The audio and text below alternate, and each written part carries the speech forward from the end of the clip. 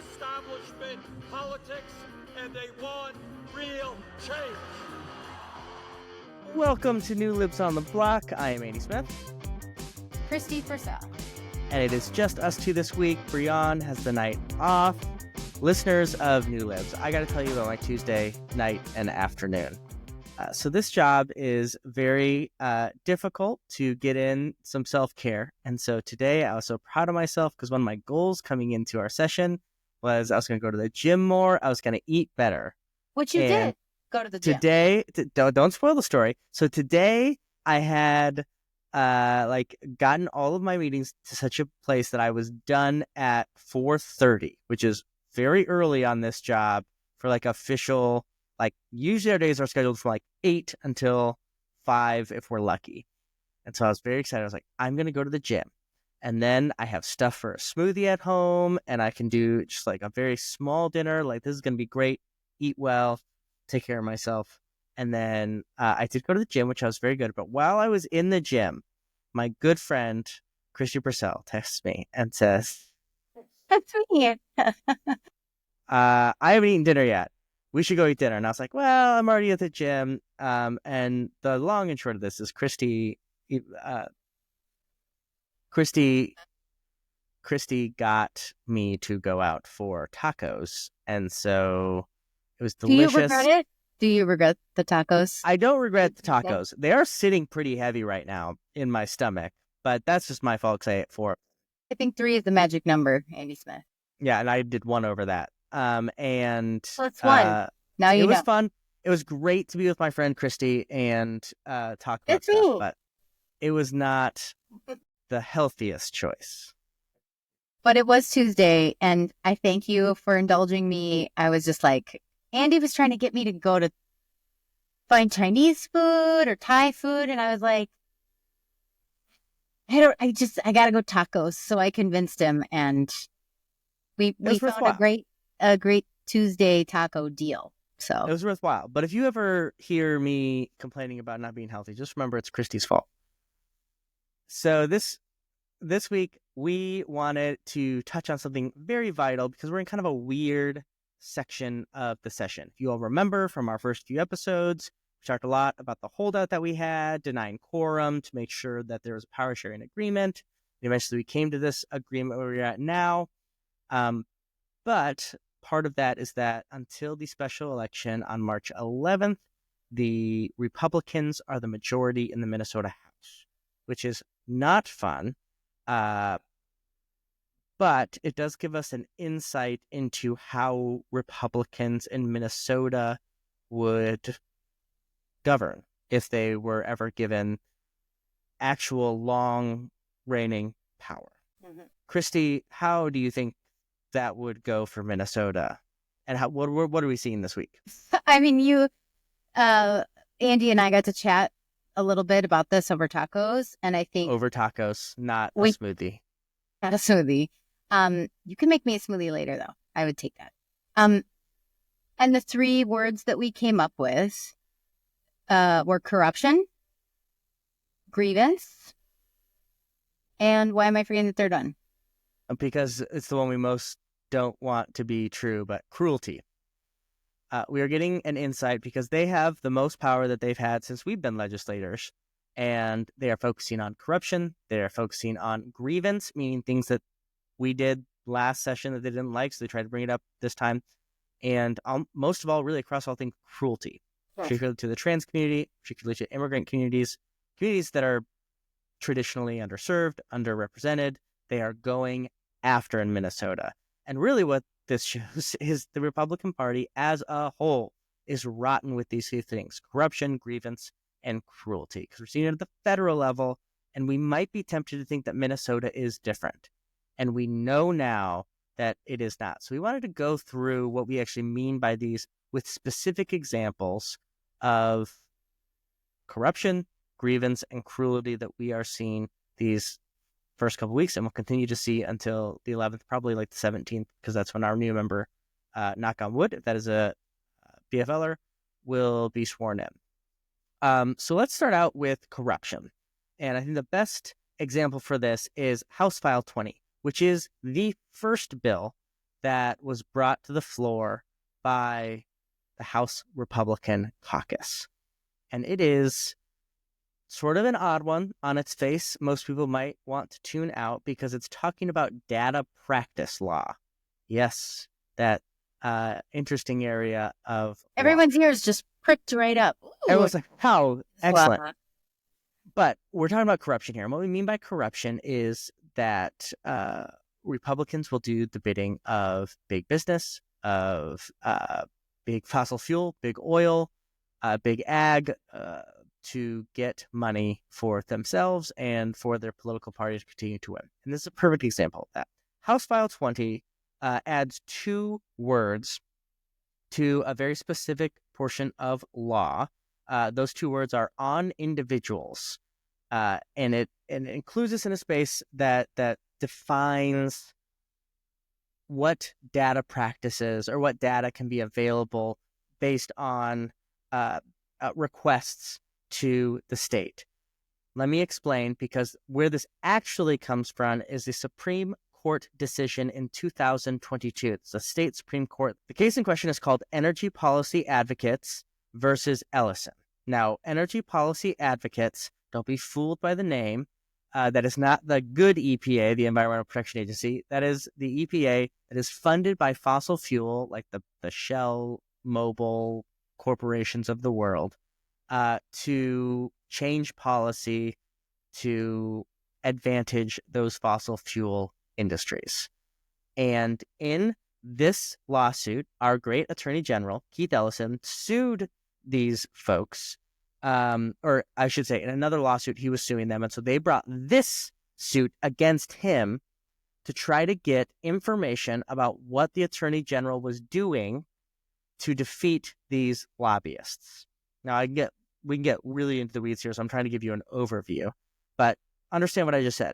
The advocates of the fossil fuel industry were mad that Keith Ellison, the Attorney General who was elected by the people of Minnesota, was winning in court and keeping big oil from hurting Minnesotans, holding them accountable. That's right, because they knew about the impacts their industry was having on the climate decades ago, and he had receipts, but they wanted to know what receipts he had. So Minnesota won a Supreme Court case, I think in 2018, against this group, and so in 2022, they were big mad, so they came back to try to sue the state of Minnesota. Yes, Kristi was realizing that I was taking way too long to explain that, so that was very helpful. Yes, absolutely. Basically, we're trying to hold fossil fuels accountable. They didn't like it. They wanted to find out this information, and the Supreme Court said, no, you can't have that information.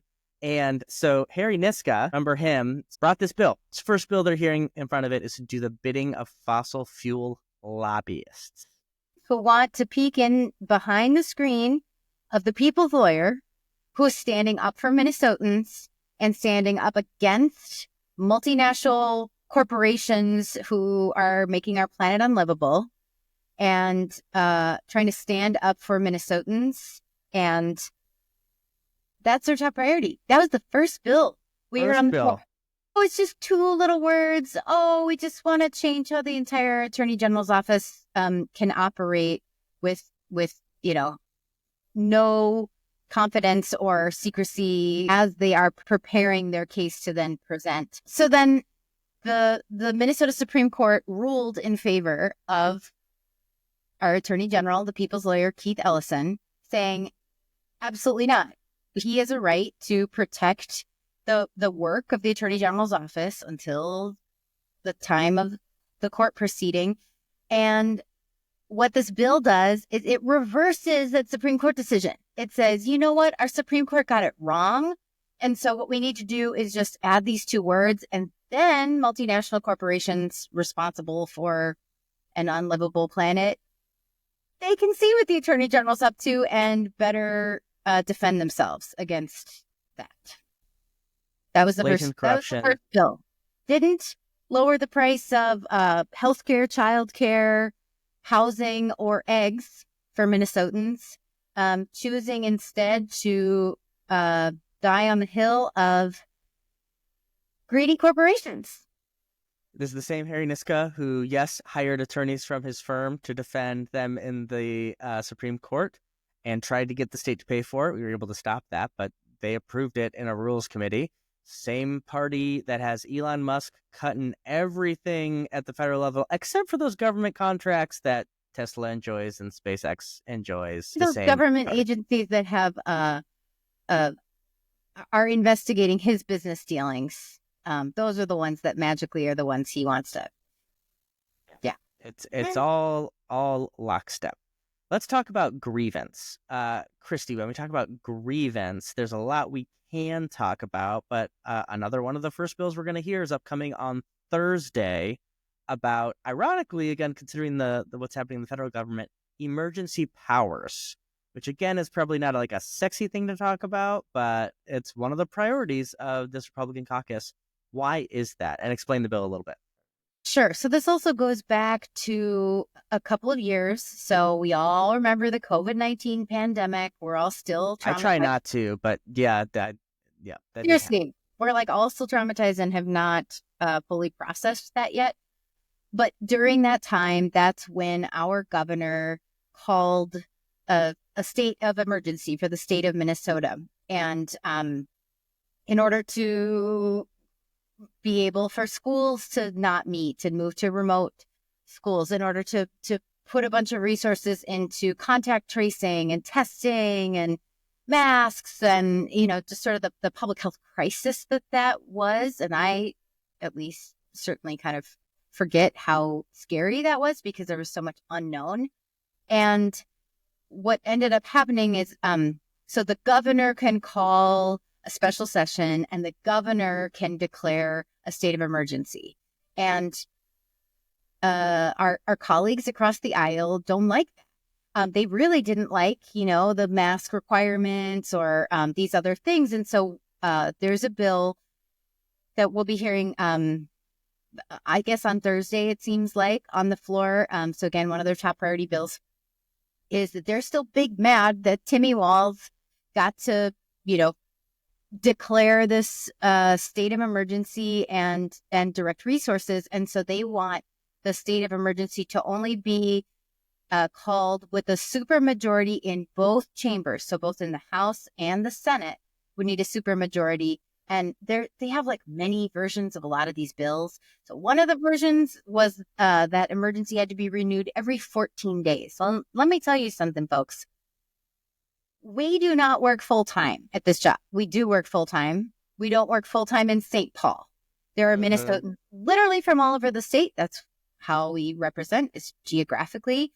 And so if every 14 days we had to come back to St. Paul from all the corners of the state, drop whatever else that we were doing, another job, family obligations, maybe we were trying to, squeeze in a vacation or trip or something.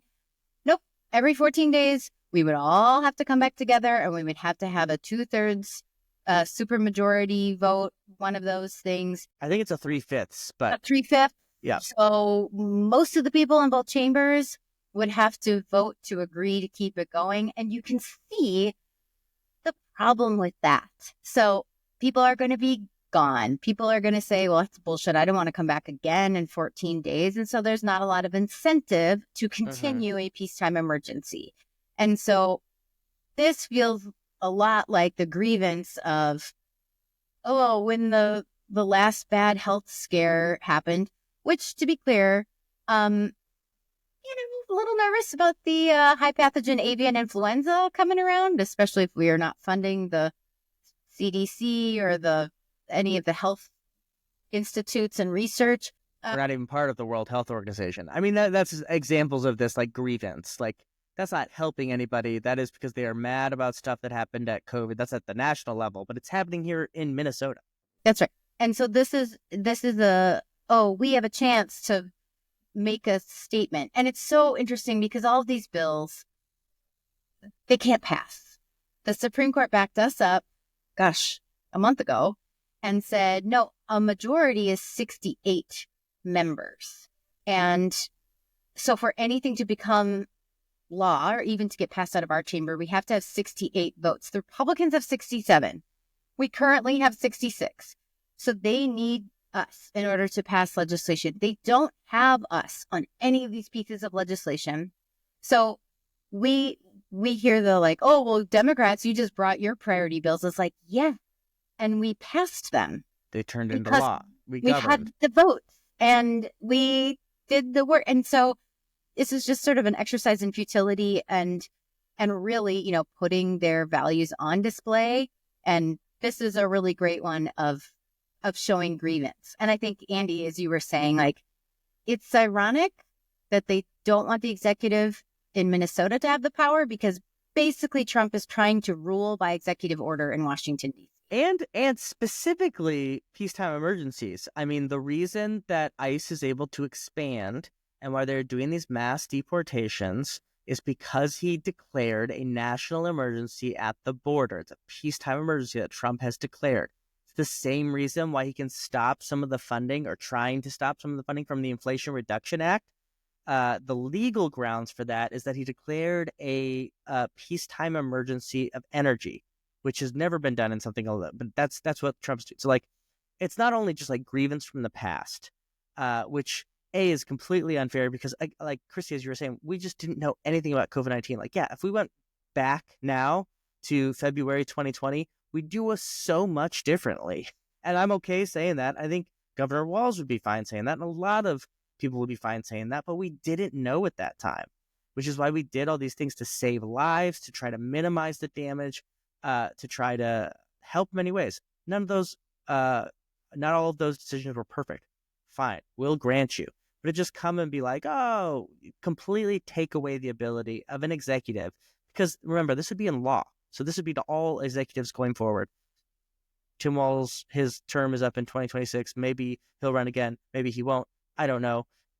In 10 years, hopefully not, but it could be a Republican who wins. But they wouldn't be able to declare any sort of peacetime emergencies, which, by the way, Republican governors all over the country did, including like DeSantis in Florida during COVID-19. It's like in a government, there's going to be times where you have to act quickly, and legislation by design doesn't happen quickly. And so we have this lever called a peacetime emergency.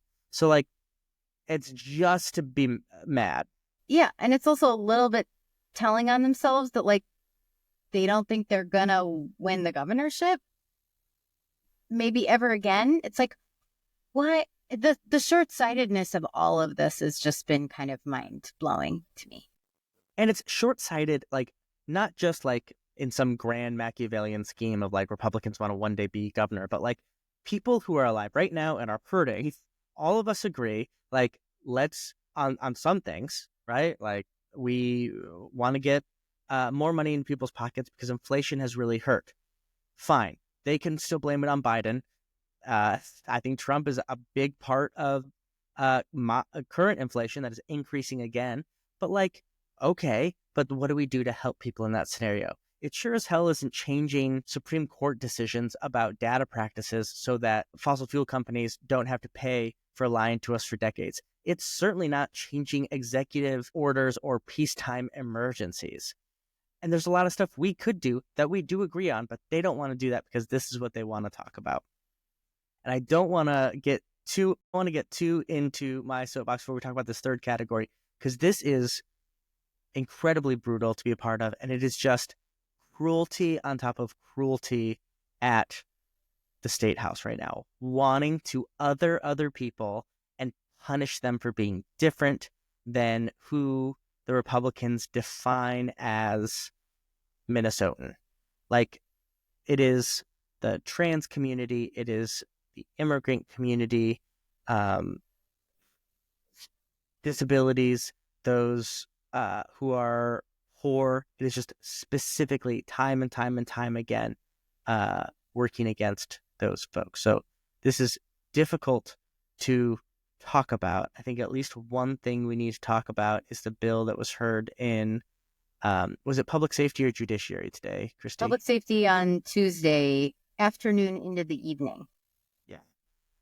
So this is a bill, I don't have the number in front of me, but it specifically called out that trans women can't be incarcerated in a women's prison.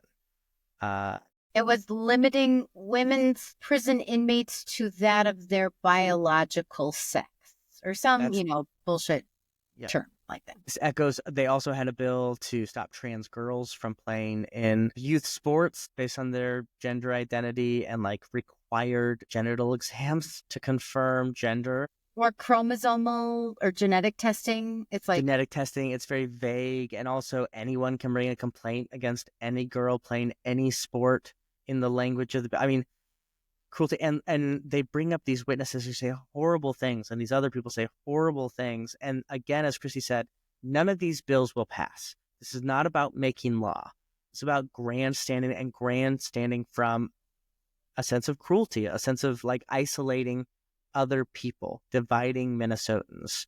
And it is central to their party, their platform, and their strategy. And it is just terrible, exhausting. And it's actually harming people to give this much oxygen to these types of hateful, fearful bills is like, we know, even before the Trump administration, we know that trans people are so many more times likely to experience homelessness, to be sexually assaulted, to be killed. I remember, was it last year or 2 years ago, where there was the trans panic defense bill. And it was like, well, if someone misleads me about their gender and then, they drop trowel, like, I can kill them. And that's a bill to say that was an okay defense, self-defense.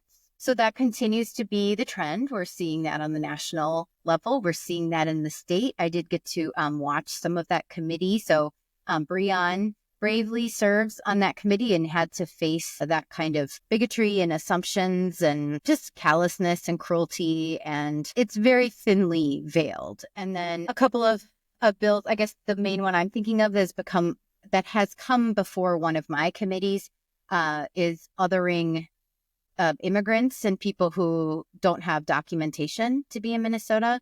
And the dog whistle that the bill author kept saying was, hardworking, tax-paying Minnesotans, or like blue-collar, working-class Minnesotans. And I was like, you are talking about the undocumented people in your district, in my district. Like, I'm not sure who you think these hardworking Minnesotans are, just only of a certain race or only of a certain background. Yeah. And so this particular bill makes it so that those hardworking, tax-paying Minnesotans, because even people without documentation pay plenty of taxes into programs that they often will never get to use. But we made it so that our state-run healthcare program, Minnesota Care, would be available for Minnesotans regardless of their immigration status. And this is a bill to repeal that. So to make more traffic going to emergency departments, to make more people uninsured and potentially, delaying care until something is really, really horrible and less good health outcomes. It was quite remarkable, the plethora of people who testified against this.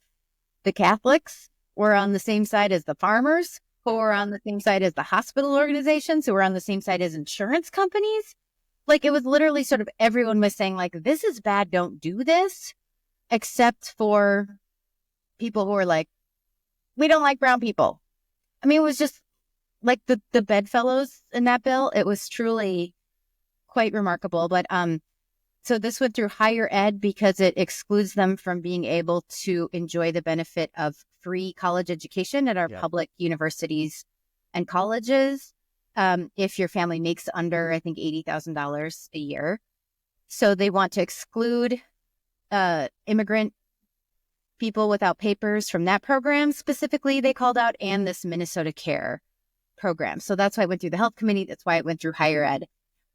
But the bill is very broad. It's anything that is state dollars. And so I got a little fiery, and actually my kids were there that day too, where I was like, so you don't think these people should drive on roads? So you don't think these people can, like, use a public library. I mean, there's an attempt to make this like line in the sand that doesn't exist because we are government. Andy and I are hardworking, tax-paying Minnesotans. We're also part of the government. That's the beauty of a democracy. But they want to try to divide us and draw a line to say it's them versus us.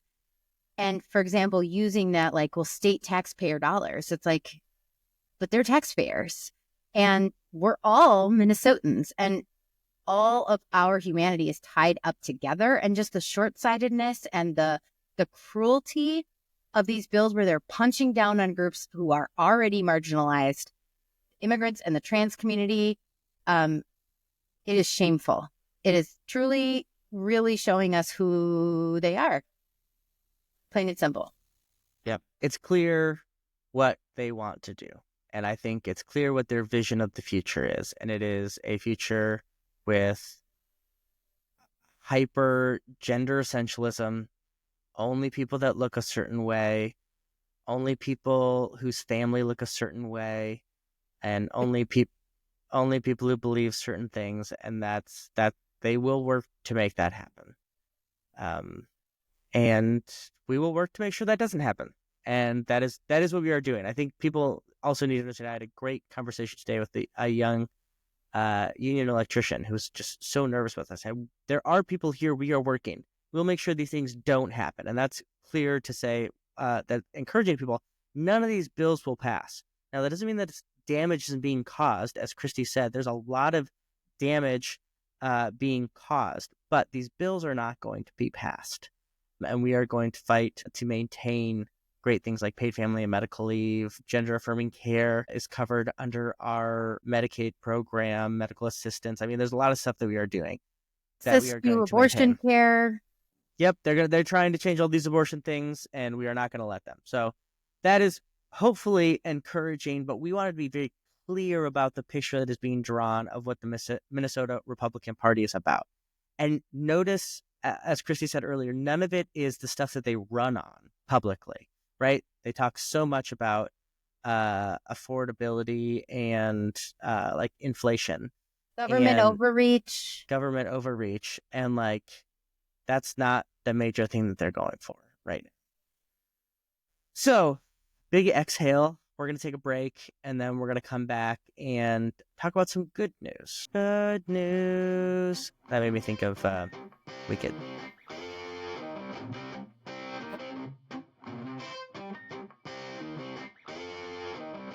Welcome back, everybody. We wanted to finish off by answering a question that we are getting asked all the time, which is, does it really matter to reach out to your representatives? Kristi, I'm just going to leave it to you. Does it matter to communicate to your state reps what you think about stuff? I wanted to say no just to fuck with you, but yes. Thank you for not doing this. After you brought me to tacos against my will. That's right. Yeah, I owe you one, buddy. It did a spit take, everyone.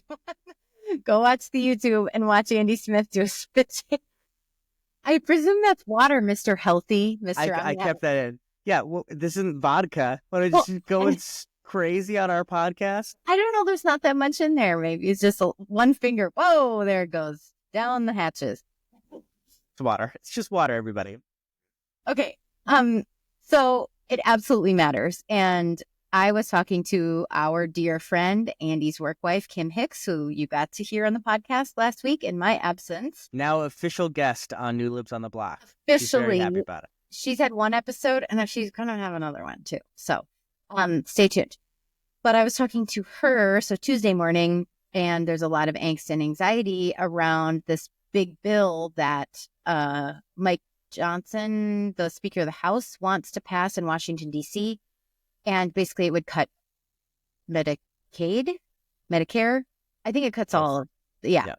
Like just takes a chainsaw to social services, not the subsidies for corporations, but instead the life-saving healthcare, as you heard Kim talk about last week. And we know that there were Republicans from both our House and our Senate here in Minnesota who wrote a letter to our congressional Republicans in Washington, D.C., asking them to vote this down.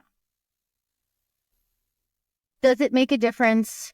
I still have to believe it does, even if it's not what we want when we want it, but to create that pressure, both for people closer to home, if it's your township supervisor, if it's your city councilor, your county commissioner, your state rep, your state senator, all of those things, those people, if then we band together and write a letter to one of our U.S. senators to say, Amy Klobuchar, stop taking bad votes. Like, we see you. We're paying attention. We are not a fan.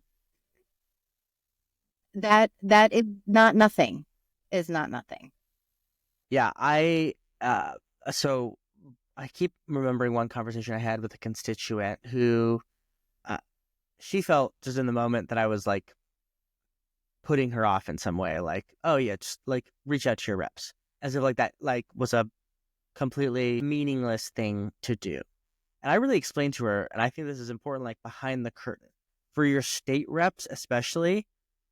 I have never, I'm pretty sure this is true, I've never received 20 emails about a specific topic that weren't form emails, meaning like it was just like someone wrote for them, and then like, you know, One Click Politics, I think is the name of the site. Like you can just click and it automatically sends it to you. Those are fine. Those are good.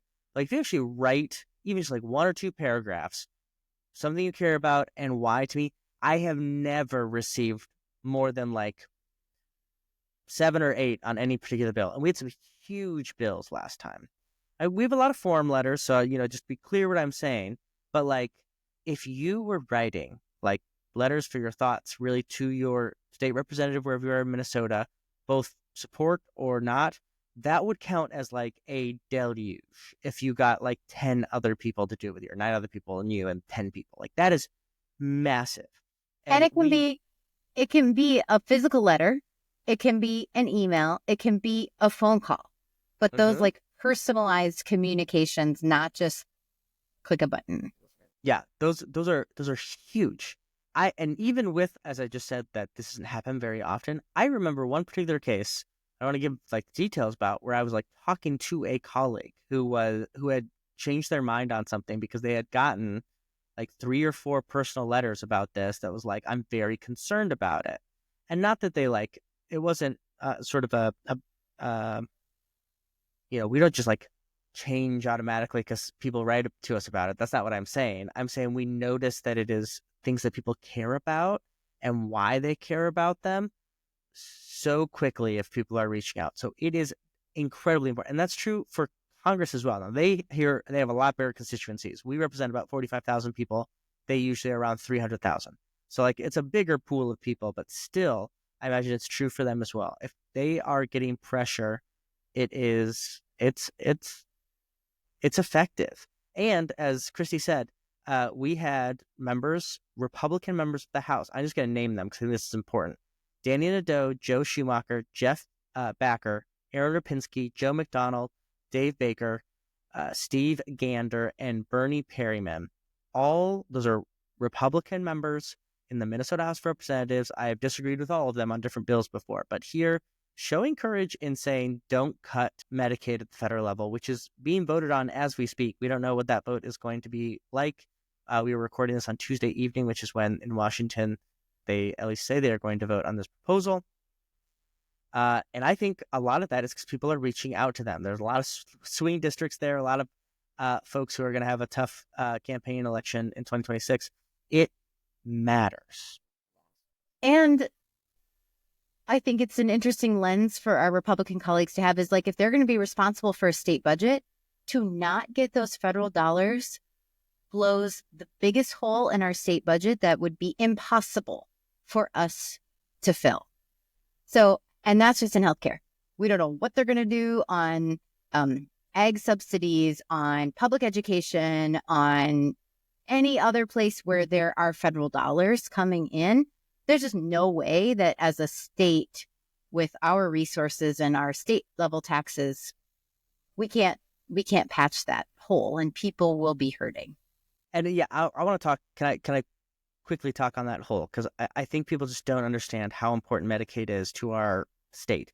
Medicaid is the single largest source of health insurance in our state, period. It's not these other companies. It is Medicaid. It is the foundation of our healthcare infrastructure. Billions of dollars are paid to hospitals and clinics and dentist offices and private practices from Medicaid. 3 out of 10 births in the state is covered by MA, which is our Medicaid program. And if you go to more marginalized communities, Black and American Indian communities, 8 out of 10 births are covered by that. For Black babies, it's 9 of 10 births are covered by Medicaid. I mean, it is such a massive part of how we care for our people in this state, particularly our most vulnerable. I know stats might just like gloss people over, but Minnesota spends about 60% of our medical assistance on services and supports for people with disabilities and who are 65 and older. So people who need these resources, that is what is at stake if we cut that. And we do not have the money as a state to fill in the gap if the federal government takes that away. So it is taking coverage of life-saving care for many people right out of them purely because of what we talked about before, honestly. It's a combination of cruelty. It's a combination of corruption because, again, it's not like Doge is getting cut. It's not like the military-industrial complex is getting cut. You know, some other things that are closer to mind, and grievance in many ways. People are very mad about that Medicaid was ever a thing. I mean, this is shocking. I mean, we're supposed to be a good news here, so maybe I should stop here. But like, this is unthinkable. And maybe the good news out of this is there is no way that Americans will let Republicans get away with this. If they vote for this, they are doomed. I'm like, I truly believe that, because you take away people's healthcare and they will take you out of your position of power, because that gets the very heart of all of our lives, our own life and well-being and those of our family. Americans won't let you mess with that. And that's what Republicans are doing. Sorry, I got into a speech there, Kristi. I apologize. Well, that's part of what we love about you, Andy. But I think that's all to say. It matters when you contact the people who represent you, because as for now, we're still in a democracy. And so, you know, I need to be responsive and you know, take in input from my 43,500 constituents. Now, do all those people vote? No. Can some of them not vote? Correct. But my job is to try to make the best possible decision. And, you know, do I have a senator's personal cell phone number or a congressperson's cell phone number? Maybe.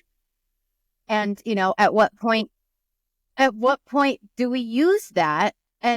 Or, you know, like all of us Democrats banding together to Amy Klobuchar took some not great votes on, you know, confirming people in the Senate. And like, we need to be holding her to account, and everyone can do that. But certainly people who, you know, are in certain positions of power, even if we're not the decision makers, it's still important that we are getting that feedback and then, you know, hopefully sort of moving that up the chain. But it does matter. It's not just a platitude.